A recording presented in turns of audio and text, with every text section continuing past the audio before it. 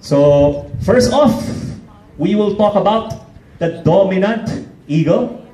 Okay? Sige, para lang magkaroon tayo ng idea, no? Before we group ourselves among our personalities, whom among you here are dominant eagles? Can you raise your hands? Dami. Dami naman. Okay, pwede ba kayong tumayo, mga dominant eagles? Can you stand? Okay? Wow. Can you repeat this after me? I am a force of nature. Everyone sitting down, do this. Salute. Okay, salute. Yeah. Everyone sitting. Oh, look at them. Look at their faces. Look at them. Look at these people.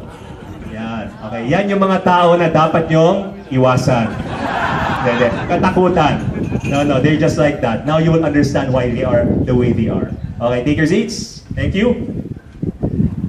The Philippine eagle is a national bird of the Philippines. Its magnificent appearance personifies leadership. White and burnt gold plumage, wide wingspan, fierce beak, sharp talons, and a nape adorned with long burnt gold feathers that form a strong and, the keyword, intimidating crest. So the Philippine eagle is among the largest and most powerful birds in the world. It is also called the Philippine monkey-eating eagle. Did you know that? Because of its preference of this delicacy. And perhaps this is why the dominant personalities are so much like the Philippine eagle, because they tend to see everyone as monkeys. If the latter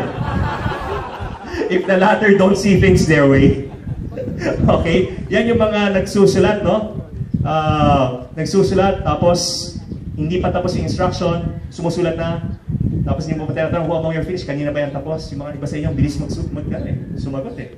Okay, mga mababagal sumagot, mamaya malalaman nyo kung ano yung personality nyo. Ang favorite song ng mga dominant eagles? My Way. My Way. Ayaw na tiger. My Way. Kaya maraming nasa-salvage, eh, no? Sa Tagalog, sugod, mga kapatid. And these are the people you can call the doer.